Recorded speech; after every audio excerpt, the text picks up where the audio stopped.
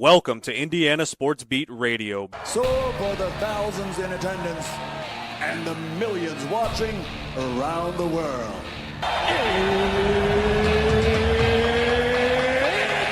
Time! Three on the way. Oh! It went in! It went in! And Indiana wins the ball game! Know your role and shut your mouth, you jabroni! Float game for the win! Taylor's gone. Goodbye. Touchdown, Indy. Woo! IU. America. They got a football team now. It's pretty simple. I win. Google me. You know that I'm the cream of the crop. Now, here's Jim Coyle. Hey, everybody, welcome aboard. Glad to have you. Welcome to another edition of Indiana Sports Beat Radio coming to you on this Wednesday. The weather is getting better with each and every day. The sun is smiling out there today.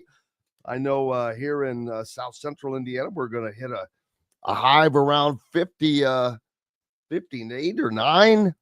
Much better than it was. Heading towards 71 on Saturday for the football game. Greetings, no matter where or how you're listening, whether it's on one of our great radio stations, affiliates like 97.7 ESPN, the Ref, always the right call down in Evansville, up in the region, on the voice of the region. 12:30 a.m., 104.7 FM WJLB, and in Fort Wayne on Fort Wayne Sports Station. WJOB, 1380 The Fan. Keep it locked right where you have it. You've got it where you need to be. And, of course, if you're following along on social media, you know the drill. Please hit the subscribe and like buttons. It helps us out immensely as I disappear here and there. See, the college football playoff poll, the latest, is out. Not a lot of change at the top, or no change at the top. I was not expecting any. Some change there in the middle. We'll get to that. But, it doesn't really matter. It's going to change. Now, it's not going to change at the top much as far as, or on the Big Ten side. It's going to be one or the other as far as who's one and who's two. The SEC, that's still up for grabs a little bit. You've got Georgia, Alabama, Texas A&M all fighting for a spot in the SEC championship game, which in essence, to me, will lock in the second and the fourth playoff bye. The first and the third is going to go to the Big Ten. And losing in your championship game is not supposed to hurt you. And unless you just get drilled, it won't. Not in these two leagues. They've got it set up just how they want it to be, with the Big Ten and the SEC owning those top four seeds this year, although it's deserving. They're the best teams. So not a lot you can say to dispute that. Of course, Ohio State's still number 1 in that poll. Indiana number 2, A&M number 3. I think the biggest conversation was amongst Texas Tech and Ole Miss. I think part of that is because Texas Tech is like the first non-SEC Big Ten school that they're talking about. And the SEC is going pretty deep, but it still has to play out, man. There are games to be played. Everybody still has games to be played. There are some important games to be played in the SEC. So, lots going on. The Rose Bowl has filed a restraining order against UCLA to keep the Bruins from moving to SoFi Stadium. Now, there's nothing good about this for anybody, but if the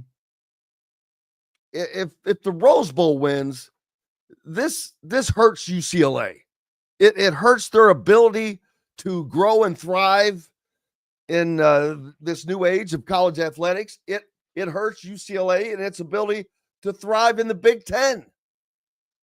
It's an hour away. I mean, it's just there's nothing good about them playing there. If UCLA wins, it hurts the Rose Bowl and its survivability. I get it. Both sides are like, hey, man, this kills us. We'll see how that turns out, but not good. No bueno. Travis Hunter out for the season. Got a torn LCL. He was working to becoming the first full-time two-way player in 60 years in the NFL. How crazy is that? First full-time two-way player in 60 years, and he's been playing both ways. He had 28 receptions for nearly 300 yards, and then on the other side, he's had 15 tackles, 3 pass breakups, and a fumble recovery. So he's been getting after it. He's been getting after it. JT Toppin, speaking of Texas Tech, the $4 million man. Dude's making $4 million at Texas Tech basketball. Mercy. And Indiana men's soccer looking for its 50th NCAA soccer appearance in 53 opportunities. Holy cow. Would be their 39th straight, as the NCAA will be announcing the pairings on November 17. Hoosiers currently sit number 8 in the RPI. So it's just a foregone conclusion of that happening. Last night in college basketball, some big games. Of course, the Hoosiers coming up tonight, taking on Milwaukee, but last night we had some ball games going on in the land of college basketball. Duke went to Army and they celebrated Mike Krzyzewski, so that was nice that he could be there for that. Michigan, man, did they scrape by Wake Forest in overtime. I thought Michigan, and I'm still thinking that they're going to be one of the top teams in the Big Ten, but they got by the skin of their teeth last night, 85-84. Both teams only combining to score 9 whole points in the overtime. That game was tied at 80 after regulation. BYU picks up a win. Louisville holds on to hold off Kentucky 96-88 after jumping out to a huge lead. Man, they had to hold on. As did Florida over Florida State. They were like a 17.5 point favorite or something. The Illini get a huge win over JT Toppin and Texas Tech last night. 81-77. Are the Illini the team to look out for in the Big Ten? Talked all along. I don't really know what they're going to be like because they've added all of those Eastern European players, but I'll tell you this. Don't underestimate Underwood. Brad Underwood might be the most underestimated coach in the Big Ten. Year in, year out, he does this same thing. He slaps a team together, and here comes Illinois.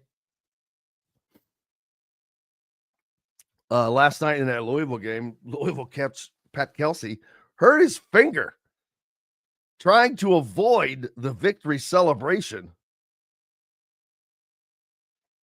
So he did not get through his first Kentucky win unscathed. I think that's the first time I saw that Louisville has beaten Kentucky since 2020. Man, number 18, North Carolina with a win last night. Gonzaga destroys Creighton 90-63. Arkansas picked up a win as well. Auburn, they win easy. Wisconsin and Kansas on the court last night. More games coming up tonight, of course, including your Indiana Hoosiers as they will host Milwaukee. Number 1, Houston on the board tonight, and Tennessee as well. Plenty more to talk about as Dylan Sinn, rather, is going to join us. Got my D's mixed up. Looking at the Big Ten schedule for this evening. Missouri and Minnesota will go at it, as will Oregon hosting South Dakota State. Indiana's game kicks off. I believe that's a 7 o'clock. Fox Sports 1, Minnesota, Missouri. That's on the SEC. And Oregon's on the Peacock. No, Purdue is no longer number 1. They were jumped by Houston, by the way. But I've never thought that Purdue was the number 1 team. I don't think they're a top 5 team, but they're probably top 10. We shall find out as we continue on. Lots more coming up here. Dylan Sinn should be joining us. Next up, from the Journal-Gazette, once we return, right after these messages. Andy Moore Honda is Bloomington's number 1 Honda dealer for a reason. Buy a new Honda and get a 3-month break from car payments. That's right, no payments for 90 days. That includes the all-new, all-electric Honda Prologue, and you get it for just 0.9% financing. Or the 2024 Honda Ridgeline Black Edition or the Honda Accord LX, both for just 1.9% financing. Get more to your door from AndyMooreHonda.com, Bloomington's number 1 Honda dealer and your best place for new and used vehicles. If you're looking for a new home in the Indianapolis area, you need Cheryl Sizemore from Brick and Ivy Realty. Cheryl Sizemore has over 2 decades of experience, and that could be the difference in getting the home you want in today's tough housing market. Reach out to Cheryl at CherylSizemore@gmail.com or 317-701-0838. That's 317-701-0838. Let Cheryl Sizemore sell or find your new home today. Huddle up, football fans. Tailgate season is here, and nobody gets you ready for game day like Academy Sports and Outdoors. Swing by your local Academy store or shop online at academy.com to find everything you need, from grills to jerseys and more. Be a watch party legend with gear from top brands like Nike and Under Armour, all at unbeatable prices every day. With 8 Academy stores across Indiana, including our Bloomington location, fun can't lose, and neither can you. Gear up today at Academy Sports and Outdoors. Zach Browning here to tell you about an offer you simply can't pass up. If you're looking for the best coverage of Indiana football and basketball, which includes recruiting, weekly chats, podcasts, as well as access to the best national team out there, then look no further than thehoosier.com. The best part, it's just $1 for the first week. Oh, and did I mention that you get a full year of access to The Athletic when you sign up?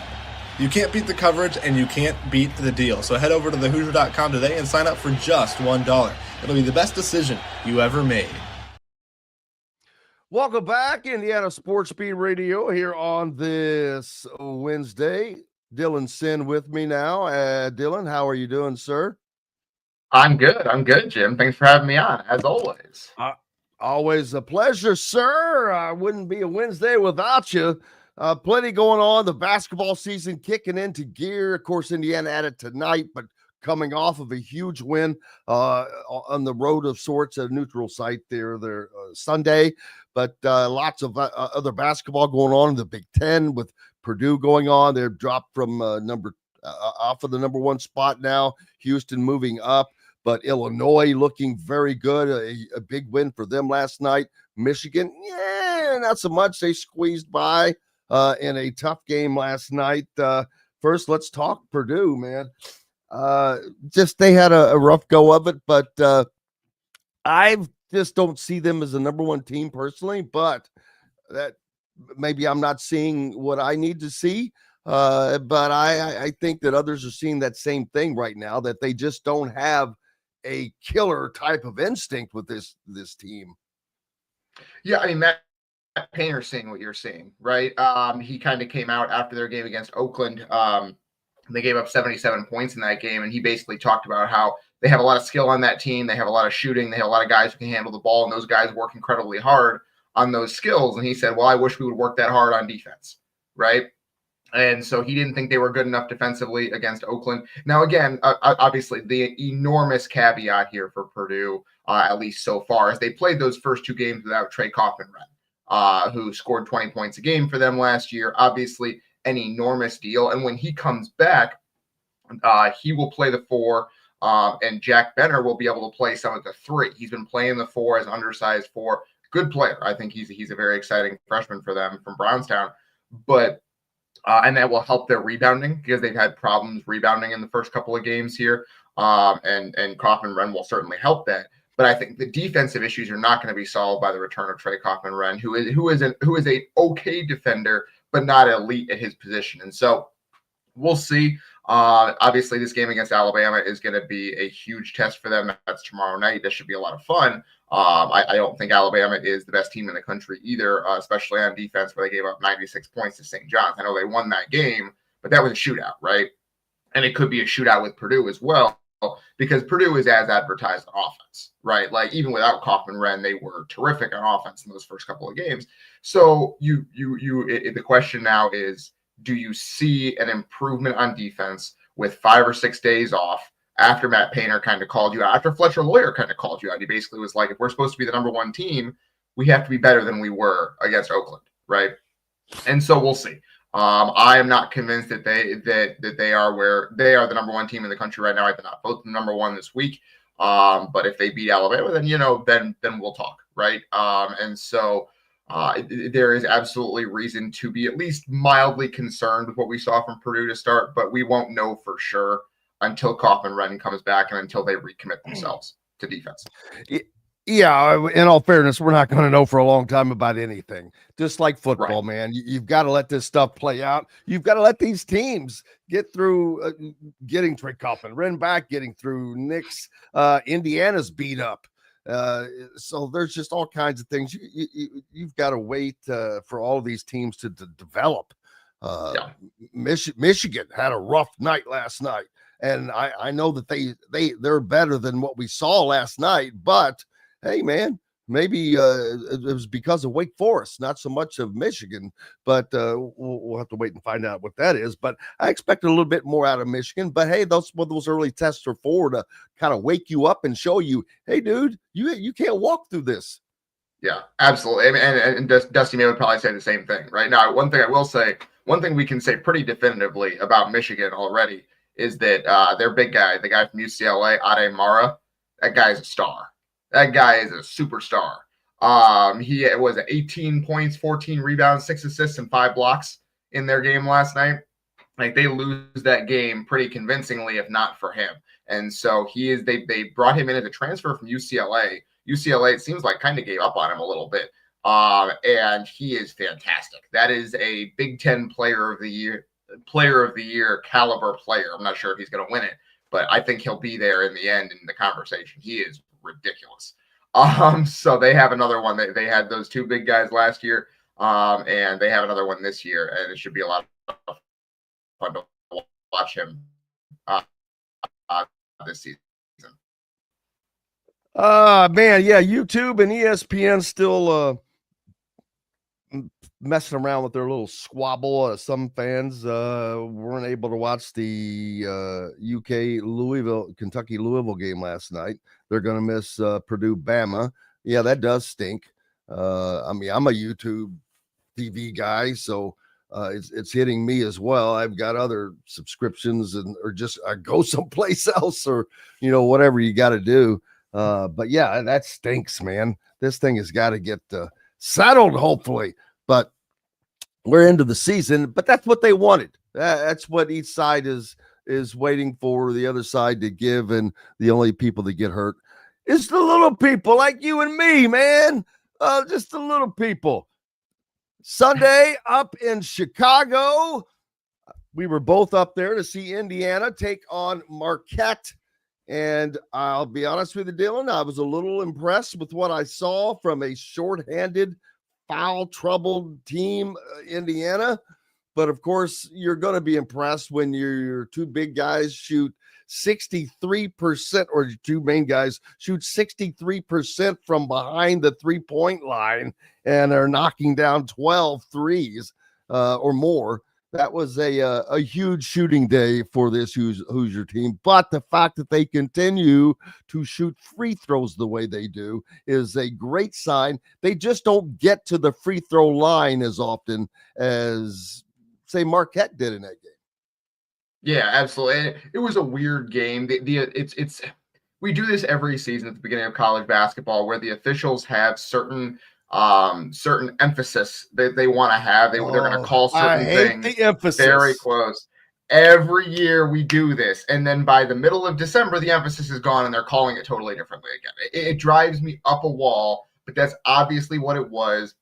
They're trying to cut down on hand checking this year. That's the point of emphasis. Indiana was doing some hand checking, fair enough, and they were calling it every single time.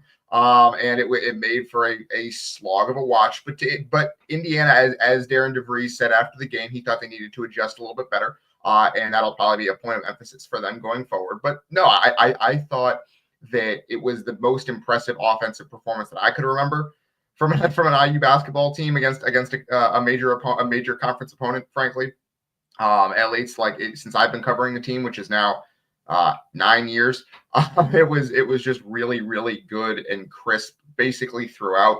Obviously, like you said, the shooting helps that, right? But the stat that I saw was that, or I looked it up. IU has made double-digit three-pointers in each of its first two games. Yeah, right. They've been able to do that in each of their first did that two games. A combined 4 times in the last 2 seasons. Right. It's something they've done previously. That's how much they did it all last season. It's really impressive because they have a bunch of guys that can knock them down.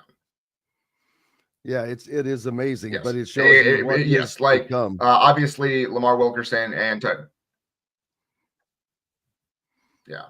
obviously Lamar Wilkerson and Tucker DeVries are great in terms of their shooting, but unfortunately, sorry about that.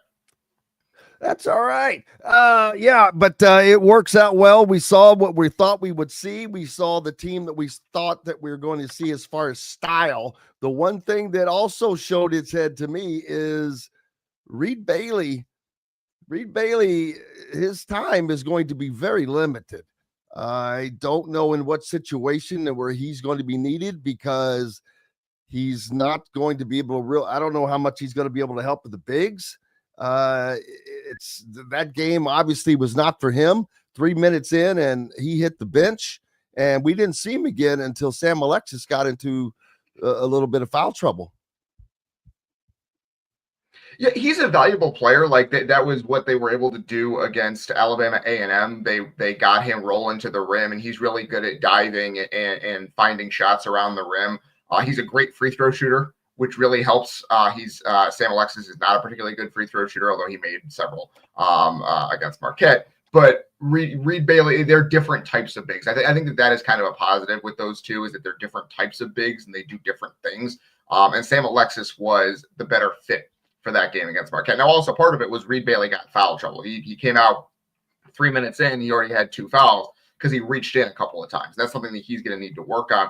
I do think there's a place for him on this team. I think that he will continue to play probably 20-ish minutes a game. But I do think Alexis has really impressed me for a guy who was not a particularly big part of that Florida team last year. Obviously, it seems like he was a pretty big part emotionally, but he wasn't a big part of the on-court product.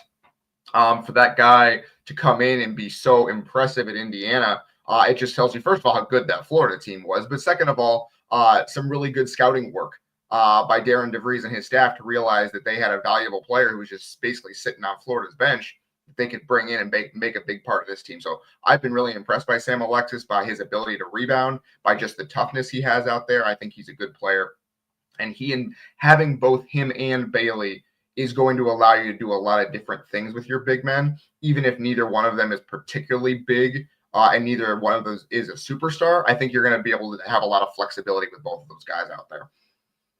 Yeah, and the biggest thing is getting healthy so they can get these guys back to support them. And of course, I'm blanking on the name, but Nick Dorn is Nick Dorn's one of those, but Josh Harris also. Josh Harris is who I was trying to think of. Definitely, so he can give Sam Alexis some help as well. But this team is really stretched thin. I mean, they basically have 8 guys, playable guys, and that's what played on Sunday. I've said this already multiple times. I was surprised that they were able to withstand the foul trouble, because they were in foul trouble from the jump, and I was like, that's going to cost them this game. There's no way they're going to be able to make it, and man, they did. I don't know how they stretched it out, but they were able to do just that amongst the 8 guys, man, because early on, I remember sending out a tweet that said 5 of Indiana's 8 usable players have 3 or more fouls already or right now. So it was going to be a difficult situation, but it was also great to see them have to be put under that kind of a squeeze and come through it. Okay. So that's the kind of pressure they're going to have to be under and get better at. And this is better for them while they are undermanned. Hey, they're working harder. So you should be better for it on the other side. Yeah, absolutely. I do think that is you're getting, this was basically a postseason rotation they had in that game, where your best players are going to play a ton of minutes because you don't have any other choice, right? You can't take them off the floor. And so I thought that was a really impressive win for them. I like you. I thought that Marquette was in the bonus 7 minutes into the game, right? And then they were in the bonus 8 minutes into the second half, right? Like it was not good. I thought they were just going to shoot 50 free throws and that would be enough to win the game. And credit to IU. First of all, they stopped fouling down the stretch. Marquette, they got within 10. IU hit a couple of threes, and then IU didn't commit a whole bunch of fouls down the stretch and let Marquette back into it. So that was pretty impressive. They adjusted their defense in the final, 10, 12 minutes of that game to put it away. And then on top of that, I thought they did a really good job of running good offense on the other end and not letting Marquette get out and not committing turnovers, not letting Marquette get out in transition and get easy baskets, because that's what so much of Marquette's offense is based around is we're going to pressure you on defense. We are going to turn you over, and we're going to get easy baskets going the other way. Indiana didn't let that happen. They made Marquette run half-court offense. They stopped fouling for the last basically 10 minutes to the same extent, and they were able to get out of there with a win that wasn't even particularly close at the end. So really impressive all the way around, frankly, especially, as you said, shorthanded. And obviously, you're not going to shoot the 3 ball that well in every game, but I thought the process to get those threes was really good. They didn't just make a bunch of spot up threes that you're not going to make very often. They made threes that were pretty wide open because they were running good sets to get them open, right? And that's how you end up with 27 assists on 33 made baskets, because you're moving the ball and sharing the ball and doing a good job of running offense. And that was the most impressive part of it to me. Yeah, Trent Sisley really benefiting from this time as well, because he's getting a lot of extra minutes that he probably wouldn't have gotten, but he would have gotten some minutes because he's been a contributor from the jump. Obviously, a good player. I'm not sure if he's going to compete for Big Ten Freshman of the Year, but he's certainly going to be probably in the conversation with getting some minutes. But I know there are several great players out there, but like I said, he is going to benefit greatly, which means that team benefits greatly as you go down the stretch of a season, because again, that's when you can get dinged up and may have an injury here and there. You want everybody to be as indoctrinated as possible. Yeah, absolutely. I've been impressed with Trent Sisley basically since the first time we got to see these guys play. I've been really impressed by him. He is physically ready to go, I think, in a way that is a little bit surprising for a freshman. You don't see a ton of freshmen coming out of high school nowadays who are like, yeah, I can physically bang with these guys, and he can.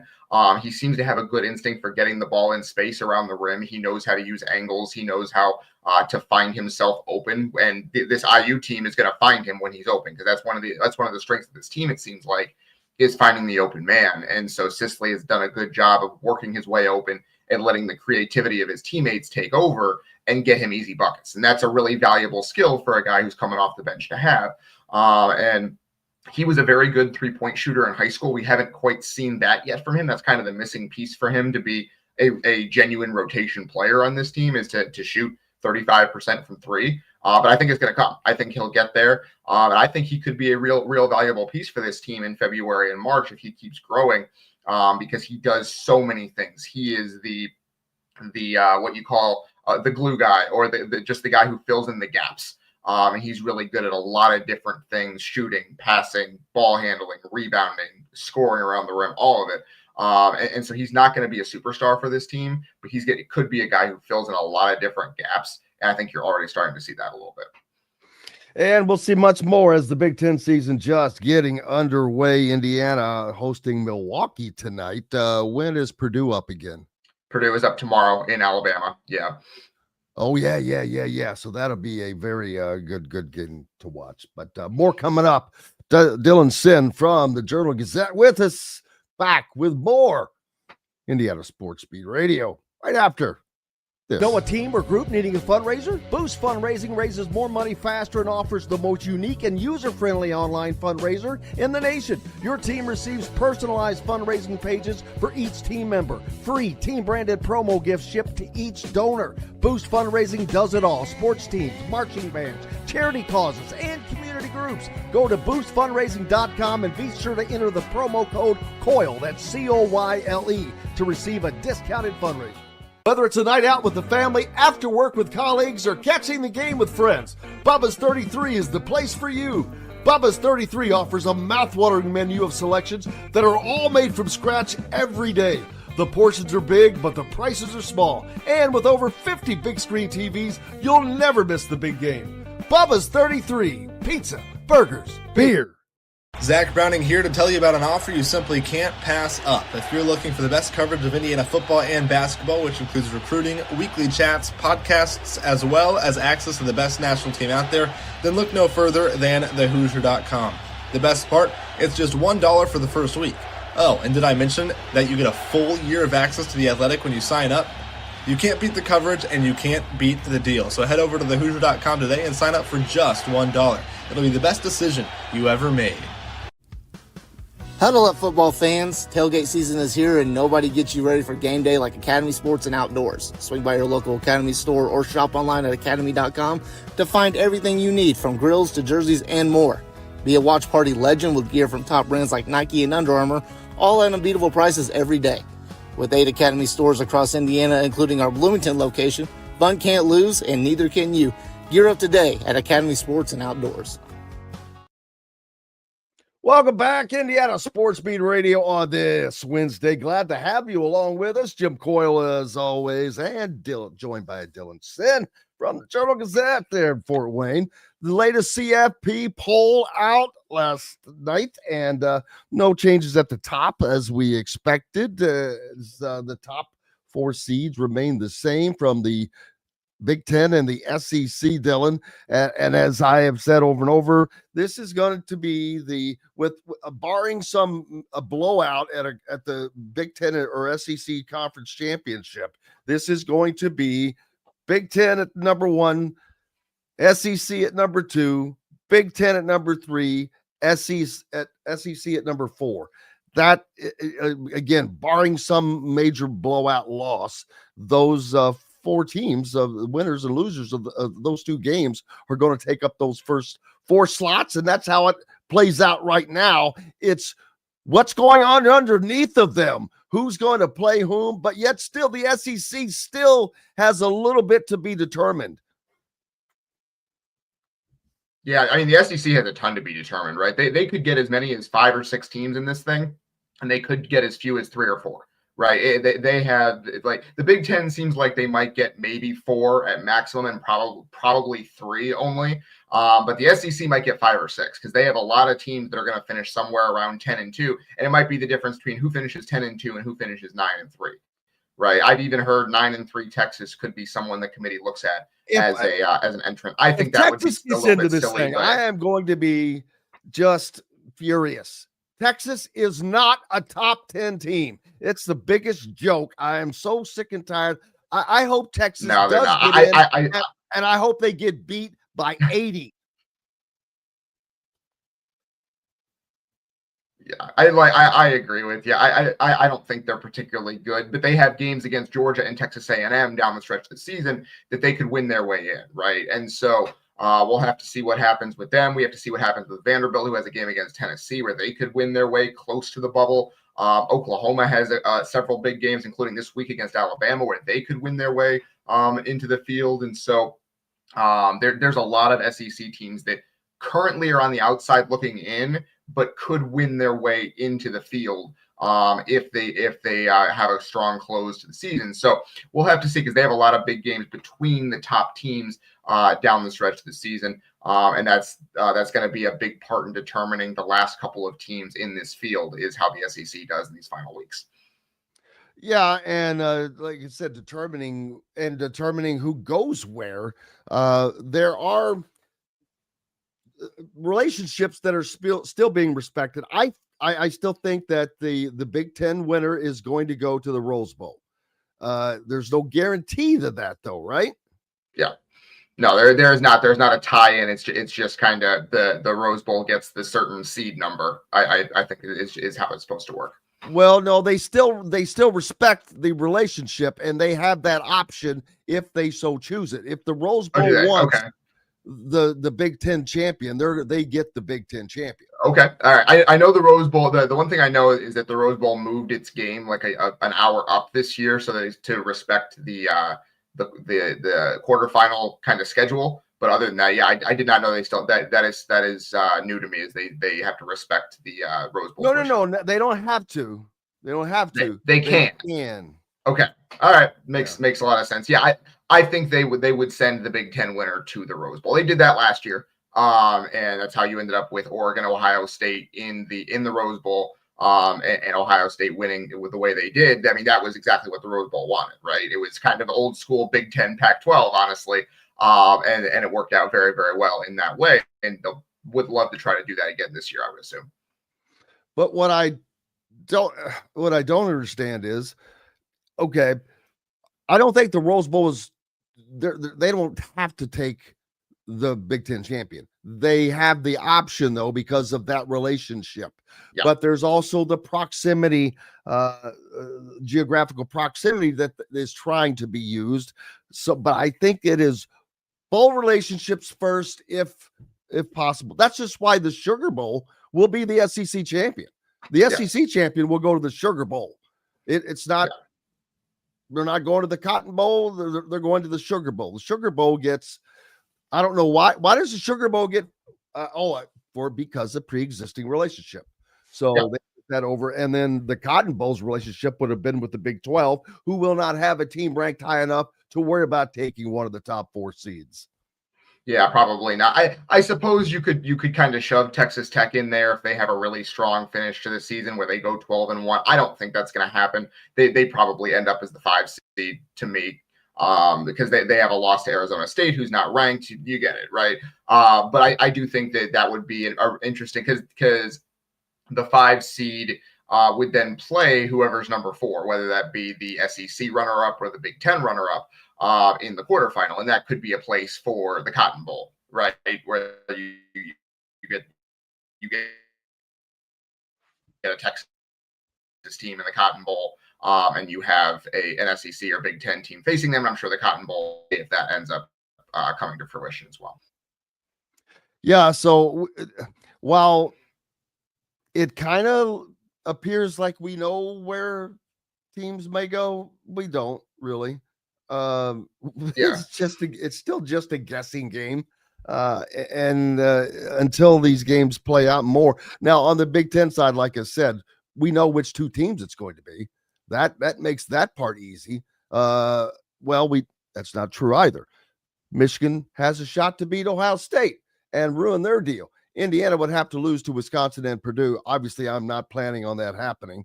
I don't give credence to that happening. I don't have to play the coach speak game. That is not going to happen. But it is a real possibility that Ohio State could lose to Michigan. They haven't beaten them in 4 years. Yeah, and they have to go on the road this year. It's in Ann Arbor this year. And for Michigan, that will be a playoff play-in game, right? Like if you beat Ohio State in that game, you're in the field. And if you lose, you're out. Exactly. Right? And so Michigan has everything on the line in that game. Ohio State is locked into the field. Now, obviously, Ohio State wants to get into the Big Ten championship game so they can win it and get a bye, right? Or probably even if they win it, if they beat Michigan, they probably clinch the bye, because even if they lose in the Big Ten championship, they would probably still get a bye. And so there's plenty of stakes in that game for Ohio State as well. It's not going to be a rest the starter situation for Ohio State if there ever was such a thing in the Michigan game, which hopefully there never is. But yeah, it is one of those things where Michigan is going to be playing for its postseason life in that game. You're playing it in Ann Arbor, and you're playing a team that hasn't lost all year. So Michigan is going to have they had a game plan for Ohio State last year. It worked very well. They outcoached them, frankly, because Ohio State was clearly the more talented team and Michigan out-schemed them. We'll see if that happens again this year. I kind of doubt it. I think Ohio State is kind of a wagon. But we'll see. I am not counting on that happening, but it is certainly a possibility that would land either Michigan in the conference championship, or if USC is able to beat Oregon as well, and USC would have the head-to-head against Michigan, and suddenly USC would be in the Big Ten championship. If USC beats Oregon and Michigan beats Ohio State, suddenly it's USC in the title game with, again, likely Indiana. Is the Big Ten simply falling behind the SEC in football? I mean, I think it's hard to say that, considering the top three teams in the poll are like arguably the top three teams in the country are Big Ten teams, right? Like the top two.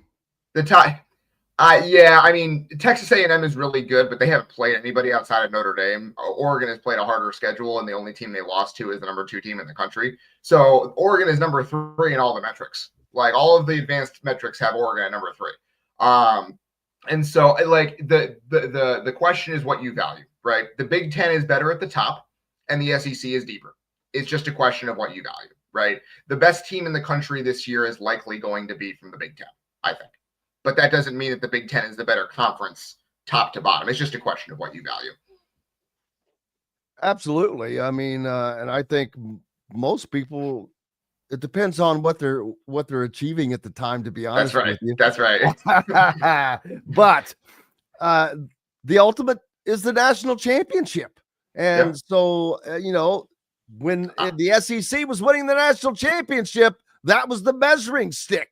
So why should that change now that the Big Ten has won the last 2 and will be the odds-on favorite to win a 3rd in a row with potentially a 3rd different team, and there could be yet a 4th team that could do it next year. Who knows? I mean, Oregon. Can you imagine if you had Ohio State, Michigan, Indiana, and Oregon all win national titles?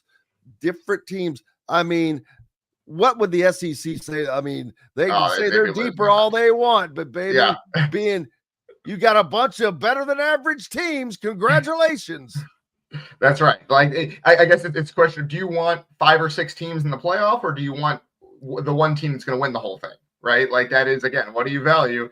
And the Big Ten has, I think, the best teams in the country. And I do think that we'll see a Big Ten team win it this year, if I had to guess right now. Obviously, we'll get to settle that on the field. Last year was a little bit disappointing because we didn't really get to settle it on the field to a great extent. Ohio State went 2-0 against the SEC in the playoff, and no other Big Ten team got a chance against the SEC, as far as I remember. And so it was a little bit disappointing because you didn't get to see, okay, what is the second best team versus the third best team in those conferences look like, right? And so Notre Dame beat Georgia, but Notre Dame obviously is not a Big Ten team. So we'll have to see how it plays out this year, because I think you're going to get a fair amount of Big Ten SEC clashes in the playoff this year. Yeah, I think that that's going to be very, very likely to happen this year. With even with only 3 Big Ten teams, you're going to have a minimum of 5 SEC teams, and as you said, the potential of 6 or maybe 4 to the Big Ten, because the ACC they're not guaranteed to get a team in this thing right now.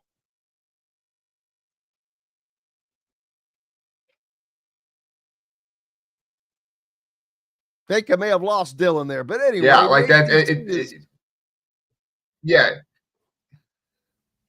we're going to yeah. get this. It's a weird There's situation big where they lag could have. between us. But Dylan, I don't know why, but there's a big lag between us for some reason. Yep, I'm working on it. I apologize for that. But yes, the ACC, there's a situation where they could have a Duke team that finishes 8-4, go to the conference championship game and have a chance to win it. It's a very weird situation for them. There are potential scenarios where you end up with a couple of G5 teams in there, where like South Florida and James Madison could get in the field. Those are pretty unlikely and leave the ACC out of the field.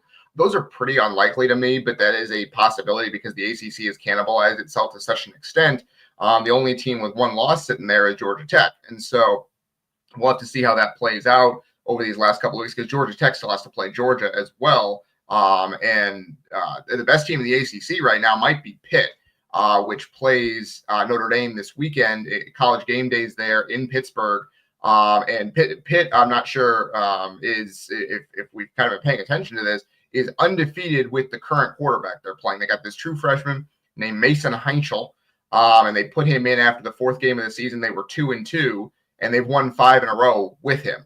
And so we'll see how that plays out for them this weekend against Notre Dame, with Notre Dame coming to town. Notre Dame, in all likelihood, able to basically clinch a playoff spot if they win that game. So huge stakes for that one in Pittsburgh this week. We'll have to see how that plays out as well, but that could be a way for the ACC to kind of wave its banner and say, hey, we're not done yet, right?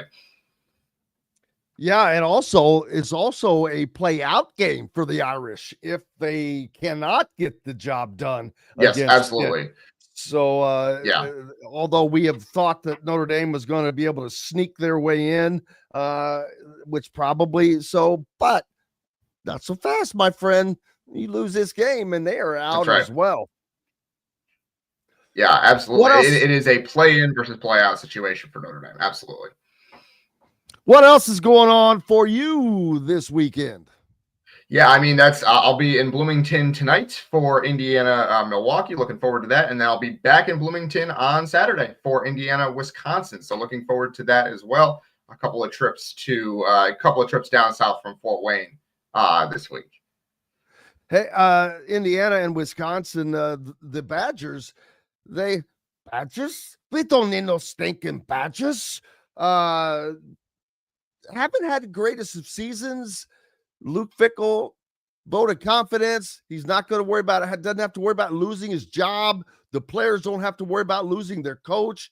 Helps things. Obviously, they come away with a win out of that, a surprising win over a good Washington team. So this is a Wisconsin team that I'm not saying, hey, look out, here comes Wisconsin. It should not be the case, but you got to take them. You do have to take them one game at a time, and now pay attention to this game as it's here and do what you have to do, because you've got to continue to play at your level for a lot of other reasons. To stay away from injuries. You've got to do everything the same, because when you start doing anything with any less attentiveness to it, that's when you can put yourself into certain situations that may not be best. Yeah, absolutely. And Wisconsin has done, like, they beat Washington last week. That's great for them. It's a great win. Even the week before that, they went and they played Oregon and made that game really ugly, right? Like, they didn't win that game to 7, but they made that game ugly. And so they'll try to make the game ugly against Indiana. And so can Indiana avoid making it ugly? Can they get up by a couple scores and just kind of sit on it, right? Don't let Wisconsin feel like in the third quarter they have a chance to win. And so if you're Indiana, go out and put this game away early. It's senior day for Indiana. It might be these guys' last home game, because if Indiana gets a bye, you're not getting the home game in the first round. And so it probably is the last home game for a lot of these guys if Indiana takes care of business. Go out there and for the guys that have changed the program, the Aiden Fishers, even Mendoza, if he decides to go to the NFL, right? Like, go out there and have a great final home game for these guys and send them off the way they deserve for the way they've changed the program over the last couple of years. That would be a great send-off for these guys to go out there with a big win over Wisconsin and see how that and get to 11-0 for the first time in program history. Yeah, that's something it's been brought up. Don Fisher talked about it when he was on with us earlier in the week, and that Signetti's really, he wants the fans to stay in the stands, and I get it. Send this, why would you not send this group of seniors out with the greatest respect of all? I mean, they haven't lost a game in 2 seasons at Memorial Stadium. Kurt Cignetti has yet to lose a home game at Memorial Stadium. It's just an amazing story that continues to stay amazing, and I expect it to do that for quite some time, man. It's the ride continues, Dylan. Yeah, it really does. I mean, Kurt Cignetti is now 21-2 in 2 seasons at Indiana. It is as good as it gets. I think I looked this up, and I don't think, as far as I can tell, there's ever been a coach who's won Coach of the Year in back-to-back like National Coach of the Year in back-to-back seasons. And Cignetti could win some of these awards for a second time in a row. Like, he probably deserves it, because usually Coach of the Year is how did you do compared to expectations. Obviously, he was the runaway winner last year, but I think a lot of people thought Indiana was going to go 9-3 this year, right? They were going to take a slight step back and be good, but not great. And they just bucked all of that. And so he probably deserves it again. Like, they significantly outperformed expectations for a second year in a row. And they might go 12-0. Like, there is a clear path now for them to be 12-0 heading to the Big Ten Championship, the first 12-win season in program history, the first 11-0 start, the first 12-0 start, and a trip to Indianapolis to play for a Big Ten title. Like, that is, at Indiana, that continues to be National Coach of the Year worthy. With the glorious history of the Big Ten, I'm sure it's happened, but we'll see with all the accolades that could be flowing. But we could see a Heisman winner, Coach of the Year winner, Big Ten winner, all in the same season. Yeah. Crazy. Wild to think about. Yeah, man. Dylan Sinn from the Fort Wayne Journal-Gazette. Make sure you're giving him a follow and keeping up with all that he has going on. Appreciate you, sir. Absolutely, Jim. Thanks for having me on, as always. Pleasure, as always. Hey, lots more coming up. Stick around. We'll be back with more after these messages. If you're looking for a new home in the Indianapolis area, you need Cheryl Sizemore from Brick and Ivy Realty. Cheryl Sizemore has over 2 decades of experience, and that could be the difference in getting the home you want in today's tough housing market. Reach out to Cheryl at CherylSizemore@gmail.com or 317-701-0838. That's 317-701-0838. Let Cheryl Sizemore sell or find your new home today. When it comes to apparel and promotions, Freethink has you covered, literally, whether it's 24 or 200 shirts for sports leagues, businesses, or groups. Freethink Apparel and Promotions can also create your very own merchandising store. Freethink Apparel and Promotions did it for Indiana Sports Beat Radio, and they can do it for you. Whether it's screen printing, embroidery, digital printing, promotional products, vehicle wraps, or anything else under the promotional line. See what Freethink Apparel and Promotions can do for you at freethinkapparel.com. Huddle up, football fans. Tailgate season is here, and nobody gets you ready for game day like Academy Sports and Outdoors. Swing by your local Academy store or shop online at academy.com to find everything you need, from grills to jerseys and more. Be a watch party legend with gear from top brands like Nike and Under Armour, all at unbeatable prices every day. With 8 Academy stores across Indiana, including our Bloomington location, fun can't lose, and neither can you. Gear up today at Academy Sports and Outdoors. Whether it's a night out with the family, after work with colleagues, or catching the game with friends, Bubba's 33 is the place for you. Bubba's 33 offers a mouthwatering menu of selections that are all made from scratch every day. The portions are big, but the prices are small. And with over 50 big screen TVs, you'll never miss the big game. Bubba's 33. Pizza, burgers, beer. Welcome back, Indiana Sports Beat Radio, coming to you on this Wednesday, joined now by the great Kyle Neddenriep from the Indy Star, the man about town when it comes to high school action, and lots coming up. Kyle, how are you, sir? Doing well. How are you, Jim? Good, man. Enjoying this resurgence of good weather as Friday night lights will be under some good weather as opposed to the chill that we thought was going to be in the air, but all looking forward to this weekend's regional championships, man. I'm going to start it off with my Highlanders, and I just saw that they're hosting Bloomington South of all teams, man. I didn't know that. They are. Bloomington South had quite a battle on their hands. They beat Bloomington North last week on what turned out to be a last-second field goal, or final minute of the game there. Got down and made a chip shot, but they had quite a battle on their hands with North, and Floyd Central just keeps on. It keeps on trucking, man. It's a good team this year, and they had no trouble. Well, they had some trouble with Evansville North. Didn't have a lot of yards or points in that game, but that's a really good Evansville North team that they beat. And to get into this round, obviously you're going to see some really good teams, and certainly that was one of them. But able to get through that one, and now the winner of this game probably gets the right to play New Pal. So Congratulations. Not a great prize, but and I will say East Central's a really good team as well. And I think playing at home, they'll give New Pal everything they've got. I just don't think after watching New Pal last week in Cathedral, man, that was talk about an environment, man, and just a great night of football. Those two teams battled, and it was kind of a defensive struggle, and New Pal won at 20-15. But man, it's hard to believe one of those two teams had to go home. But Cathedral, very good performance, especially on the defensive side. But both those defenses were excellent. I can't imagine many teams scoring too many points on New Pal. Yeah, I mean, that's New Pal, and New Pal has been a constant in the conversation of football and for some time now.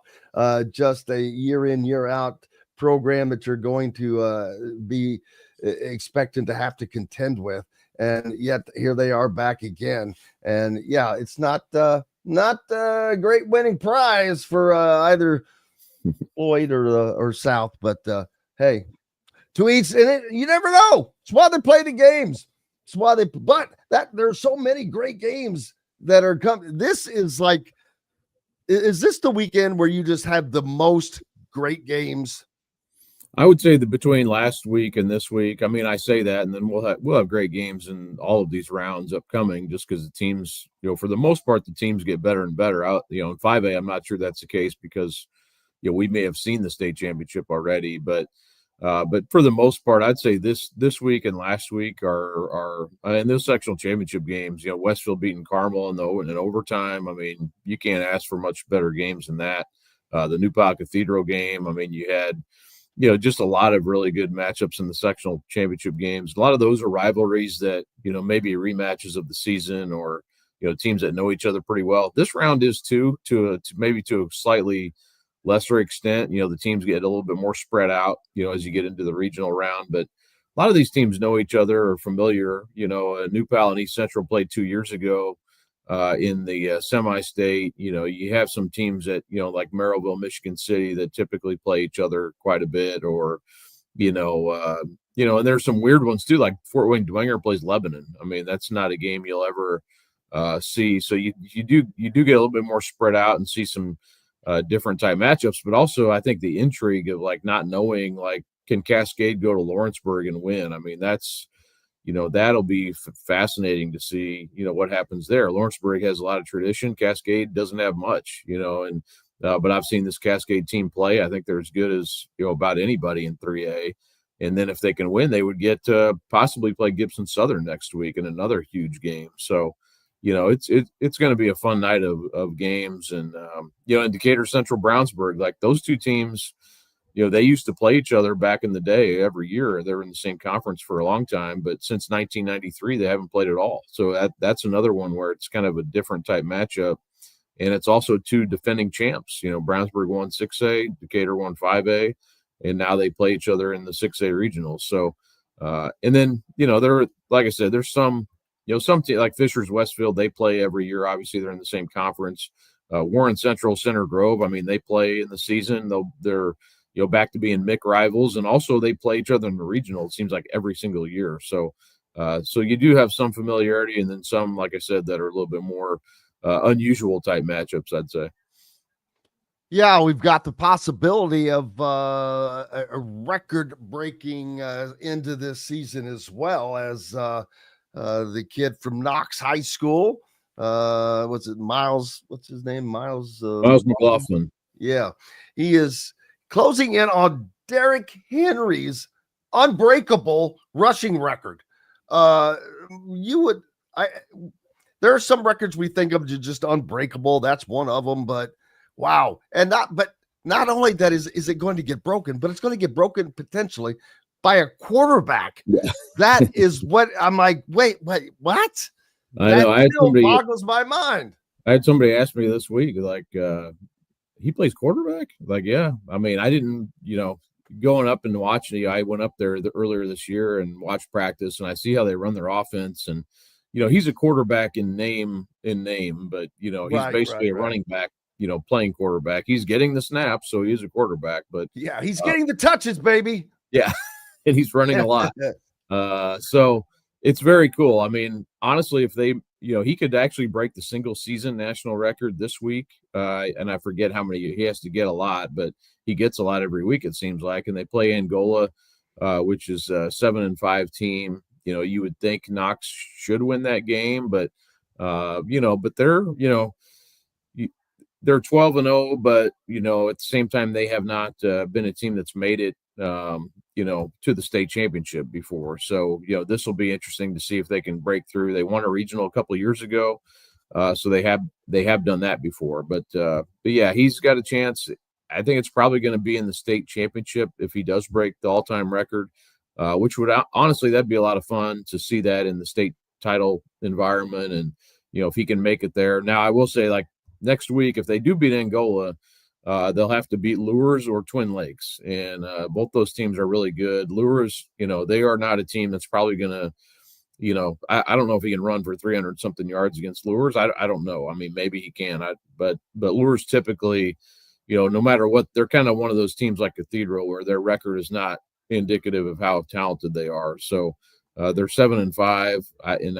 And I think that Twin Lakes game will be tough, but I kind of think Lures will win, and they'll play Knox next week if Knox wins. But I don't know. Maybe they slow him down. I don't know. We'll see. But the fact that he's in that conversation and getting even Derrick Henry talking about him, pretty awesome thing for Indiana high school football. Yeah, Derrick Henry says, "Go break it, man." That's what he told Kay Adams on the Up and Adams show this week. Records are meant to be broken. I've had it for 10 plus years, man. Go get it. Go break the record. I hope you win the state championship with it. Exactly. Can you imagine? First of all, the sheer fact that you're going to break an unbreakable record by this dude, but to have him talking about you, he's still, I think of him and I get scared. I would not have if I played defensive back when I was a senior, and I'm like, holy crap. If you would have seen this guy coming at you, I'm not going to lie. I would have, something. That's where you pull a hamstring, or I guarantee pull up lame. That's what you got to do. I'll be honest, man. I was down there on the field for the New Pal Cathedral game on Friday. Walking the sideline, covering the game, and the hitting going on. I was like, man, I can't believe I played this sport at one time. Not at their level, but it's like, man, the hitting going on at that age. It'd be good to be 18 again. I'll say that. But yeah, and I'll credit to McLaughlin. I know some people sort of dismiss him a little bit because it's a smaller school, but I'm saying, man, if you can carry that much and not get hurt and still stay on track and lead your team, not only. It's not like they're 3-7. I mean, they're 12-0 and winning, so it's not like, this is just like he's doing this for no reason. I mean, they're winning games with him running for a lot of yards, and you would think playing quarterback that, you could stop him somehow and make him give it up. But no one's really figured that out to this point. So I know there's some, negativity sometimes when kids break these records or, carry the ball like he does. But man, I'd say, tip your hat to him. I mean, he's from Knox. It's not like he's came in from some other school. I mean, his family's from there. His dad played at Knox. I think it's something to be proud of. What he's been doing these last, not only this year, but throughout his whole career. Exactly. What is his recruiting look like? What's the type of schools are looking at him? He's got some smaller D1s looking at him. I know when I talked to him, he was like, gosh, I don't want to get it wrong. I know he was going to South Dakota this past weekend. He had some of the smaller, FCS and I want to say Central Michigan. One of the Michigans he went up to, I think it was Central. So he's got, some MAC interest, some, and obviously a lot of schools lower than that as well. So it's kind of a situation where, he might play defensive back too at the next level. He's not going to play quarterback, obviously, but he would play running back or defensive back, depending on, what school he ends up going to. He may go to a smaller school, a lower below D1, but I think he's got a chance to play D1 or at least start there and see what he can do. Yeah, those guys, they're always athletic. It doesn't matter. May not always play that position, but you can tell those guys, they have the skills to be able to play the sport, period. Heritage Hills, are the Fighting Santa Clauses still going? They are, man. They're in one of our local teams, Martinsville, makes the long journey down to Santa Claus on Friday. And in Martinsville, 6-6, they have not had the season they had last year, but like you said earlier, you're still playing this round. You're a pretty good team, and but I think Heritage Hills, they're different, and I think we could see Heritage Hills Roncalli next week, which would be awesome. I think that could be that will definitely determine who goes to Lucas Oil, but might determine who wins it. 4A is normally loaded on the south side of the bracket, and I think that's probably the case. Again, this year, I think one of those two teams, if you look at who's left, one of those two teams is probably the team to beat. Although I will say Dwenger is playing like it's early 1980s, shutting teams out and winning low-scoring games and, running the ball and then playing defense. So they might be a team. And, of course, Dwenger has a lot of history too. So I would give them a fighting chance as well if they make it to the state finals. But I'm not sure. Heritage Hills and Roncalli have a lot more diversity on offense, and we know about Roncalli's history. Heritage Hills has been really good, including last year. So a lot of these players they have on this year's team played on last year's 3A champion, including Jet Goldsberry, who's going to Ole Miss, plays quarterback, and kind of like McLaughlin, he's not a quarterback in college, but he's a defensive back and does pretty much everything for Heritage Hills. He punts, returns kicks, plays defense, plays quarterback. So he's definitely a Mr. Football candidate too. I'm curious how Mr. Football comes out now with McLaughlin breaking these, or being in the mix for these national records and things like that. He wasn't really a guy that I thought about much coming in, but now that he's done all this, and if they make it to state, I mean, he's got to be right at the top of that list. How are you going to take it away, not give it to a guy that even comes close to breaking Derrick Henry's record? Yeah, I mean, I'm curious what position they put him at. Do they put him at quarterback for Mr. Football? Or is he a defensive? You could slide him into defensive back too, but you also have Goldsberry. Goldsberry deserves to be very much part of this discussion, in my opinion, as well. His numbers and winning and all the things he's done. I think he was kind of my pick going into the year that I thought he would win it. If Heritage Hills can make it back, and even having the season they have now, even if they lose, I don't think they'll lose to Martinsville, but if they lost next week, I think his resume would still stack up pretty high. But yeah, McLaughlin, if they make it to state, there's going to be a lot of buzz about him, and especially if he's on the cusp of breaking that record. I mean, yeah, it'll be interesting to see how all that plays out. Yeah, crazy, man. And then, of course, you've got the big boys the culmination of 6A coming together, which is always fun. You've got Center Grove and Warren Central going at it. Decatur Central, Brownsburg still alive. And of course, on the other side of the bracket, Fishers and Westfield. This is like a heavyweight fight. Carroll and Penn. This is like heavyweight fights in 4 quarters of the state, man. Yeah, I love 6A. It's going to be fun. I'm going to go to the Brownsburg Decatur game. Like I said, it's not a rematch, but a battle of 2 teams that won last year at Lucas Oil on back-to-back nights to win state titles, Brownsburg and Decatur. I think Brownsburg is just the hard part for Decatur. You know, they are a school that's not nearly as big as Brownsburg, so your overall depth in, I would say, line play will be. I'll be curious if Decatur can hold up against Brownsburg's lines. I think that is where the difference from, being a 6A team and a really strong 6A team to a 5A could show up the most. Because I think Decatur's got the speed and the athletes to match up, but I don't know if they've got the, just the physical nature. And Decatur did play. They played some. They played Avon in overtime earlier this year. An Avon team that, gave Brownsburg trouble in the first meeting, not so much last week, and then lost to New Pal after the next week. Unfortunately, Decatur had lost their quarterback that game, so that was a little bit of a different type of matchup. But I'm fascinated by that one. Honestly, Fishers Westfield too is right at the top. I think that, those 2 teams play during the season, so this is a rematch game of a close game earlier this year. But Fishers did not have the running back in that game, and they'll have him back this week. So. It's in Fishers. This kind of could feel like the team 15 years ago, the 2010 team. Fishers kind of came out of nowhere and ended up winning state. It's the only time that we even won a regional, and they went on and won state that year. So this could be some magic from that 15 year ago anniversary team. So Carroll Penn is also Carroll Penn. I think will be a great game. Penn beat Crown Point last week, and they've got some talented players. I don't know how Carroll does too. I think that'll be a toss-up coin flip type of game. And then those 2, whoever wins that would play the Fishers Westfield winner. So, and Westfield riding high. I mean, they beat Carmel last week, and Westfield's got to be probably the pick to win the north side of that bracket again. They did it last year and have a lot of tradition now built up over the last several years. But I don't count out those other 3 teams. Fishers knows them well.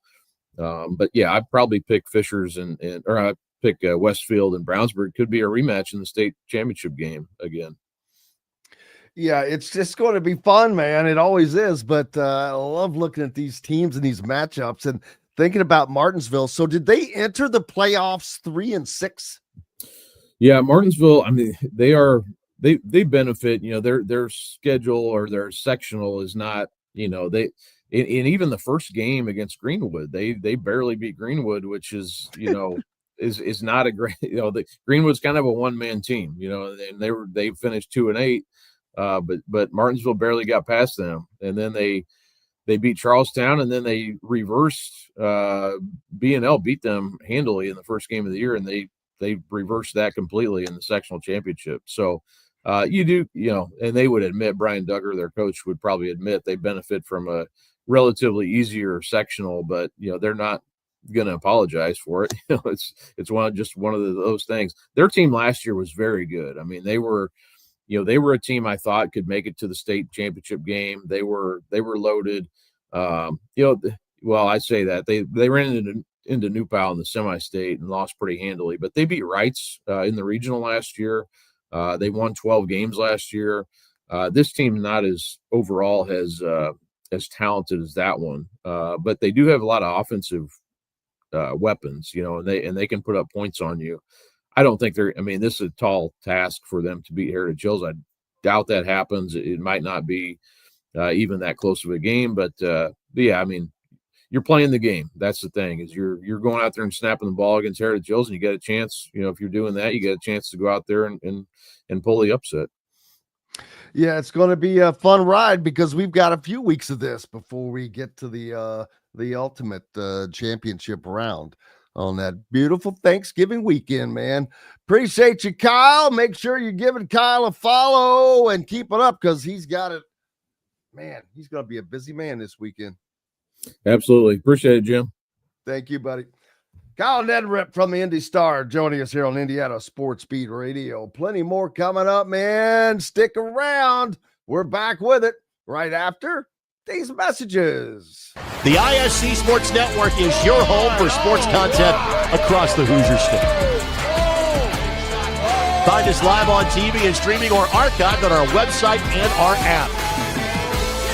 The ISC is your one-stop shop for the content you want to see, including high school sports, college sports, and other great events throughout the year. Subscribe to our streaming service and get access to it all. ISC. Local lives here. Know a team or group needing a fundraiser? Boost Fundraising raises more money faster and offers the most unique and user-friendly online fundraiser in the nation. Your team receives personalized fundraising pages for each team member. Free team-branded promo gifts shipped to each donor. Boost Fundraising does it all. Sports teams, marching bands, charity causes, and community groups. Go to boostfundraising.com and be sure to enter the promo code COYLE, that's COYLE, to receive a discounted fundraiser. If you're looking for a new home in the Indianapolis area, you need Cheryl Sizemore from Brick and Ivy Realty. Cheryl Sizemore has over 2 decades of experience, and that could be the difference in getting the home you want in today's tough housing market. Reach out to Cheryl at CherylSizemore@gmail.com or 317-701-0838. That's 317-701-0838. Let Cheryl Sizemore sell or find your new home today. When it comes to apparel and promotions, Freethink has you covered, literally, whether it's 24 or 200 shirts for sports leagues, businesses, or groups. Freethink Apparel and Promotions can also create your very own merchandising store. Freethink Apparel and Promotions did it for Indiana Sports Beat Radio, and they can do it for you. Whether it's screen printing, embroidery, digital printing, promotional products, vehicle wraps, or anything else under the promotional line. See what Freethink Apparel and Promotions can do for you at freethinkapparel.com. Welcome back, Indiana Sports Beat Radio here on this Wednesday. Glad to have you along for the ride. Make sure you're giving us a follow and doing all that good stuff. And keep it up with everything that's going on tonight in Indiana. Hosting Milwaukee on the basketball court as they go for 3-0 to start the Darren DeVries era. And that should not be a problem. But as soon as you say that, you look around and you see plenty of teams have plenty of problems at unopportune times. So you got to take every game as serious. And serious, just games that you wouldn't expect could be troublesome. Those are the ones you got to look out for. Nights that you may not have the shooting that you normally have, or this team is going to run into nights where the cylinders just aren't firing as far as the shooting and whatever happens. It's going to be interesting to see how they can handle that adversity, because it's going to happen, and you would hope that it actually happens sooner rather than later, so you have an understanding of how to deal with it and how they're going to deal with it. Indiana's not the only team on the dais tonight on the schedule. There are plenty of more getting underway. Oh my gosh, and I guess we've got to get this. Maybe we'll wait till Big Ten season starts for the pick'ems on the basketball side of things. I don't know. Too much going on right now. How about on the football side? We'll talk about that in a little bit, but man, you guys are doing a great job over there. There's just been change at the top.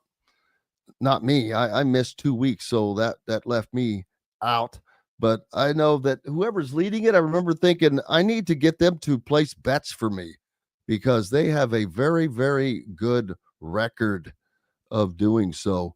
But let's see, tonight, games in the Big Ten alone, there's only 3, I believe. Yeah, Indiana hosting Milwaukee. Missouri hosts Minnesota. That's at 8 o'clock. And then later on at 9:30, Oregon is hosting South Dakota State. So nothing big The Minnesota-Missouri game may be something to watch. We'll see. But other than that, in the remainders on the SEC side, what their schedule looks like, well, they're not popping up for me. Man, they're slow. There it is. Tennessee, number 20, Tennessee. They're hosting North Florida, South Carolina Presbyterian, Vanderbilt, Eastern Kentucky, Missouri, Minnesota is mentioned, in Texas. Farley Dickinson. Nothing of great there. I was amazed at the great games last night, all on the same night. It's crazy. You had Kentucky and Louisville. You had the Illinois game that was a top matchup with Texas Tech and JT Toppin. And hey, Illinois, impressive. They've got the Eastern bloc of Eastern European players. It's going to be interesting to see who comes out of the Big Ten. None of us knows. Michigan State, of course, is up there. Michigan's going to be up there. Purdue, Illinois. I think those are your top 4 teams. Easily. UCLA lost a good player to Michigan. Illinois lost a good player to Michigan. Yeah, Robert says usually that Louisville and Kentucky game is a December affair. Yeah, not only that, that's an old-fashioned mid-December Saturday afternoon CBS game, and I don't know what happened with that. Kind of like the Indiana-Louisville game is going to be. The Indiana-Kentucky game. There you go. Brian says 74-36 is his record. He's got a system. Well, if that's all against the spread, I'm all in. I want you to start making some bet. Well, yeah, you got a 2-point lead because of the points. There's a point system in our pick'ems. It's kind of cool. That's what I like about it, man. It mixes things up, makes it unique. But then this weekend, some big football games as well. Like I said, we talked about in the SEC, they've got games to determine what's going to go on. South Carolina goes to Texas A&M. Arkansas is at LSU. Tennessee Tech is at Kentucky. So Kentucky is going to play Tennessee Tech, and they still have Louisville yet to play, right? Yeah.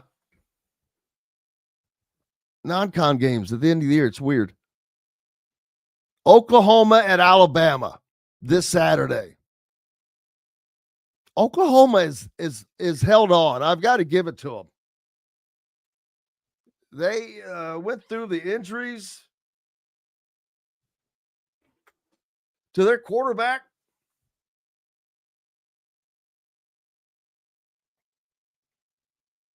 And still was able, they're right outside of the top 10 at the moment. Pretty remarkable. Now, they've got a chance to really muck up the deal if they can upset Alabama, where the Crimson Tide are only a 5.5-point favorite at home. Alabama needs this to stay up into the hunt for the SEC championship, which will keep them in the hunt for one of the top 4 buys. But Oklahoma could really change that around. Florida goes to Ole Miss. Ole Miss just has to hold serve. They're a 15.5-point favorite. Texas at Georgia. Georgia's only a 5.5-point favorite. I just am not buying Texas. Texas might get a little lead in the first half, and then Georgia's going to come swearing back in the second half. It's what they do. Mississippi State is at Missouri. That's not much of a consequence there, I don't believe. But the Texas and Georgia, Oklahoma, Alabama games, huge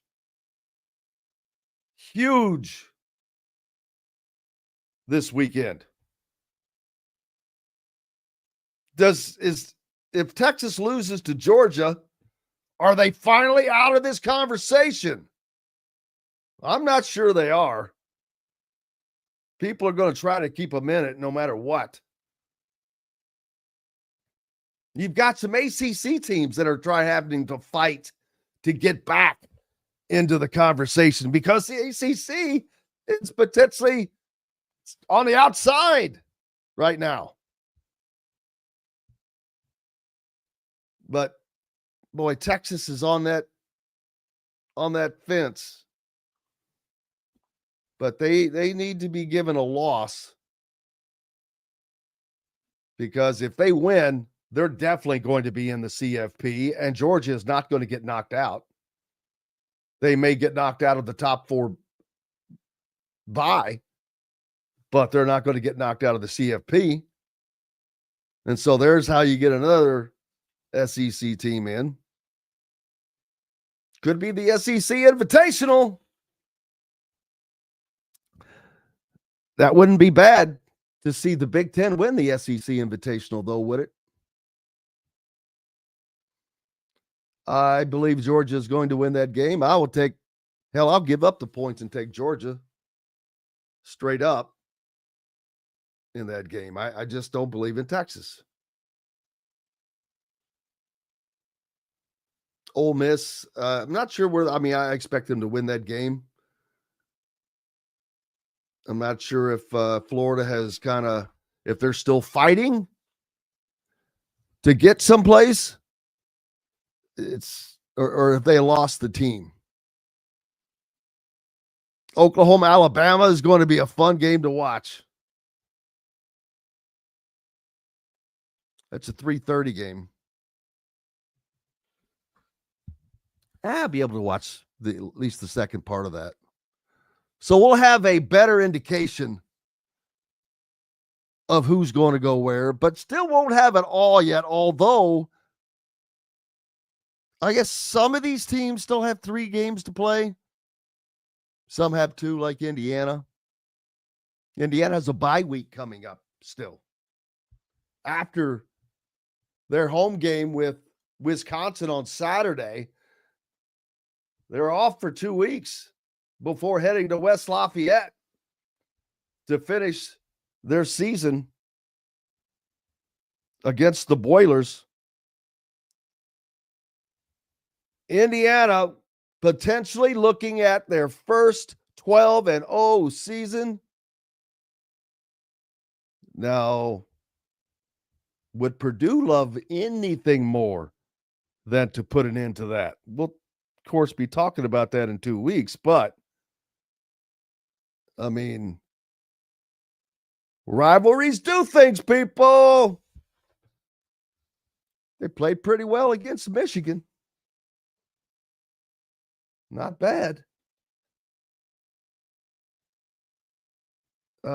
Jason says Indiana fans are trying to take over the stadium. I'm not sure which stadium you're talking about, man. West Lafayette. Yeah. That will be something. It will be I'm assuming it'll be a pretty good presence up there, but that's a few weeks away. We'll talk about that when it's time to talk about that. But man, there's going to be some big time determining games this weekend. And then you've got the other leagues like the Big 12 who have some good teams that are fighting. Texas Tech, they're at number 6 right now, so they're pretty much locked in. BYU is one of those teams, though. Yeah, not so much. They will they have a rematch at the Big 12 championship game? If they do, Texas Tech is just a better team.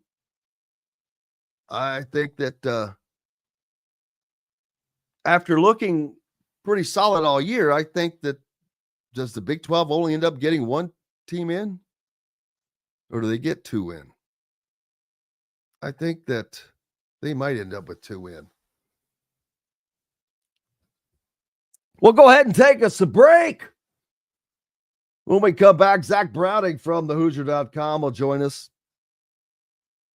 Indiana on the basketball court tonight and on the gridiron this weekend, as well as the rest of the Big Ten schedule. Back with plenty more after these messages. Andy Moore Honda is Bloomington's #1 Honda dealer for a reason. Buy a new Honda and get a 3-month break from car payments. That's right, no payments for 90 days.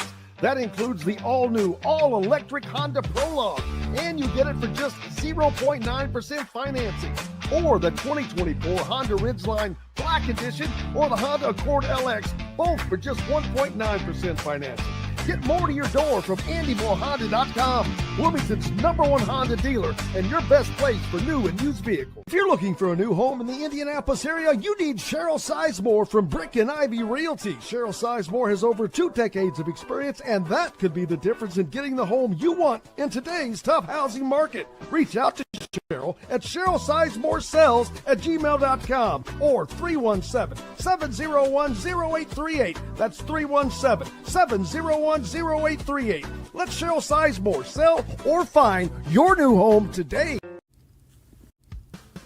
Huddle up, football fans. Tailgate season is here, and nobody gets you ready for game day like Academy Sports and Outdoors. Swing by your local Academy store or shop online at academy.com to find everything you need, from grills to jerseys and more. Be a watch party legend with gear from top brands like Nike and Under Armour, all at unbeatable prices every day. With 8 Academy stores across Indiana, including our Bloomington location, fun can't lose, and neither can you. Gear up today at Academy Sports and Outdoors.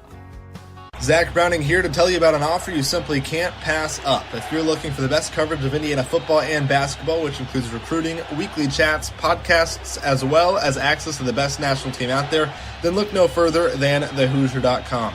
The best part, it's just $1 for the first week. Oh, and did I mention that you get a full year of access to The Athletic when you sign up? You can't beat the coverage, and you can't beat the deal. So head over to thehoosier.com today and sign up for just $1. It'll be the best decision you ever made. Welcome back, Indiana Sports Beat Radio, here on this Wednesday. Glad to have you along, as always, and joined by Zach Browning from thehoosier.com. And Indiana football continues to roll as the latest CFP poll out.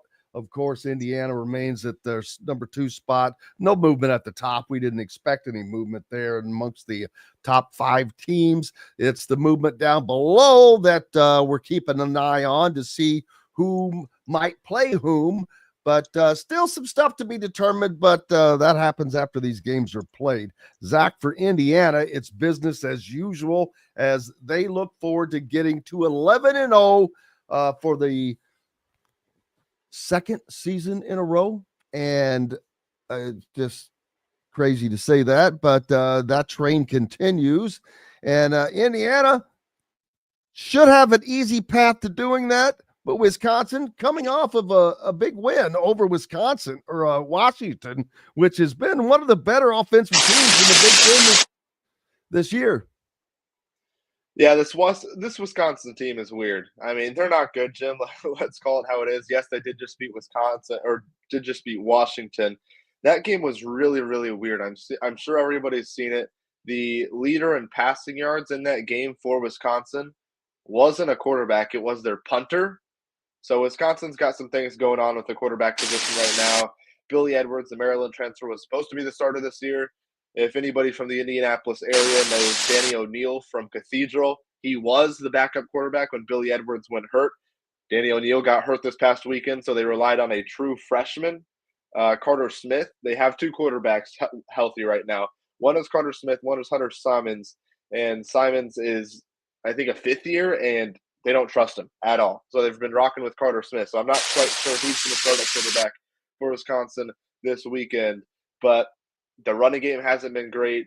Whoever's been at quarterback, they haven't had a ton of talent in the receiving core to get the ball to. The defense has really kept them from getting completely blown out in every game they've played. Their defense has been good. Zach's having an issue with some sound there. We'll have to see if he can go out and come back in and maybe correct that, but we don't want to put you through that any more than we have to. So hopefully he can rejoin us in a little bit. But yeah, I mean, telling it like it is, Wisconsin, not exactly the toughest of matchups. They are coming off of a win, though, over Washington. I'm not sure how they managed to do that. They haven't had their quarterback for most of the year. Their quarterback that they got in the transfer portal came from Maryland, and Billy Joe Edwards, but got hurt in the first game of the season. Zach Browning rejoins us, and hopefully we've got that issue taken care of. And just talking about the fact that the quarterback that Luke Fickell brought in the portal came from Maryland, Billy Joe Edwards Jr., but he was hurt like the first game of the year, and he had gone without him so it's just been an uphill battle for the Badgers all season.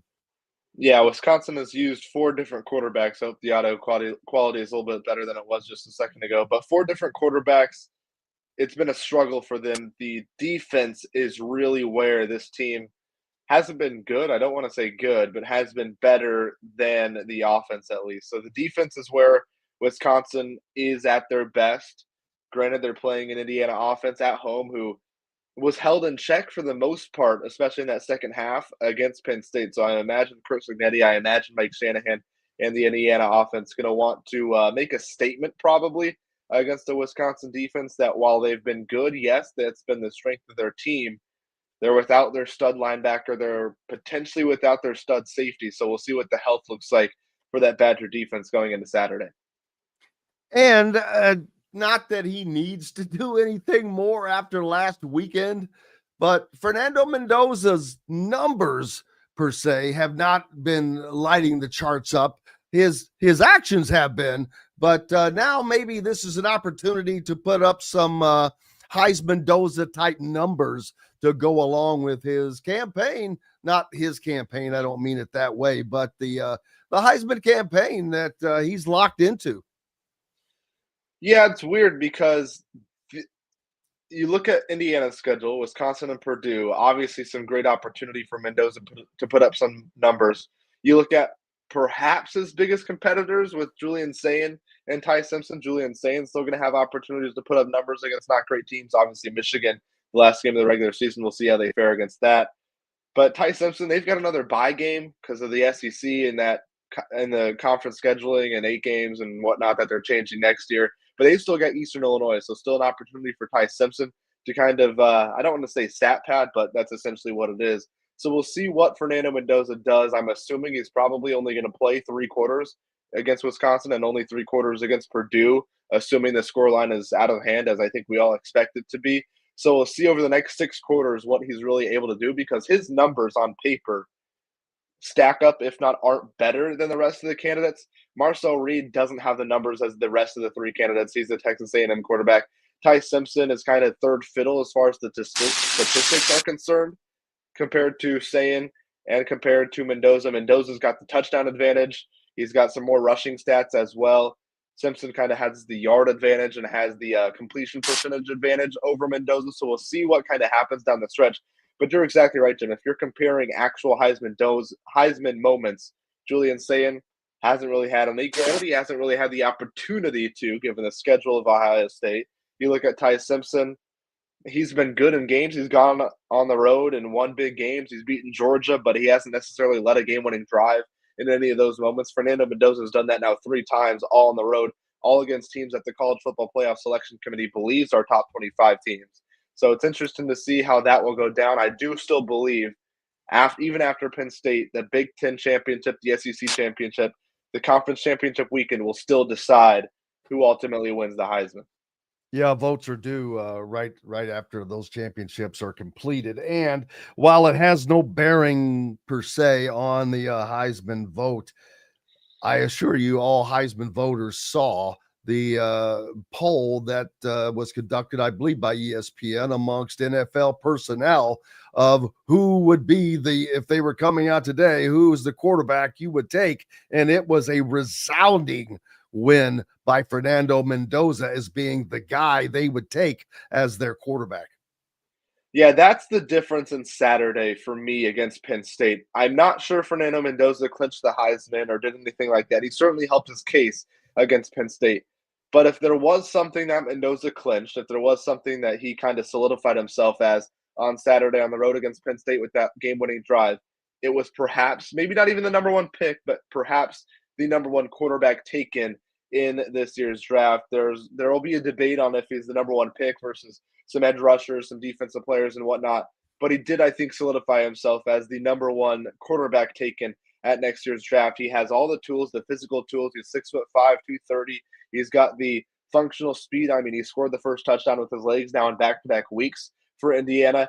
And I think it's really just the stones and the guts that he showed and continues to show with these game-winning drives. I think that more translates to the NFL and being a top pick than it does so the Heisman race at this point right now. He still could win the Heisman race, obviously, but I think if you're pointing to that Penn State game and what that Penn State game did for Mendoza specifically, I lean towards it more clinched, him being the number one pick or the number one quarterback taken off the board rather than the actual Heisman favorite at this point. Yeah, Fernando seems to eat pressure for breakfast and laugh at it. He literally does. In his post-game TV interviews, he is laughing and having fun, and I imagine he might be like that in the huddles, looking at his teammates and laughing and going, guys, we're going to go down there and score a touchdown. This is going to be awesome. I can see him doing that, but that's the kind of confidence that just spreads and has the effect that it has had for this Indiana Hoosier football team, as they have become a team that is never out of it. You can never turn your back on that team. You can never give them a crack. You cannot crack a door open because they will stick their foot right through it.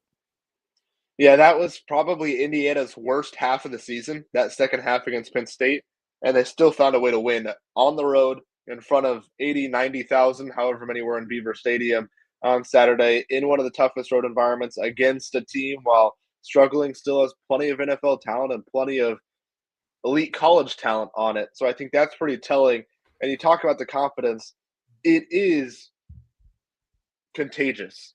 You know, Fernando Mendoza walks out there with the confidence in his team that helps the offensive line maybe hold that block for an extra second. It helps Charlie Becker come down with his second acrobatic catch of the ball game. It helps Riley Nowakowski out to sea make the catch. It helps Omar Cooper make perhaps the greatest catch any of us have ever seen. So I do think that confidence is contagious. And I think what Mendoza has done, this is just year one with Indiana. He's played 10 football games with Indiana football as a Hoosier. Yet everybody on the team, whether it's Aiden Fisher, he talked about it post-game, whether it's Elijah Hardy, he's talked about it post-game, about the confidence they have in Fernando Mendoza. Carson Nettie has talked about it. Carson Nettie has been coaching in some aspect in college football for over 30 years. And he said on Monday that Fernando still never ceases to amaze me. And I think that's pretty telling. The season that Indiana's having and the kind of dramatics that Fernando Mendoza has shown a knack for creating and being able to conquer so far this season. Yeah, he is certainly something, without question. And this weekend marks senior day at the at Memorial Stadium, Merchants Bank Field. And there's no reason that Indiana fans should not sit there for all four quarters and salute this team that has gone unbeaten in the last two seasons at Memorial Stadium.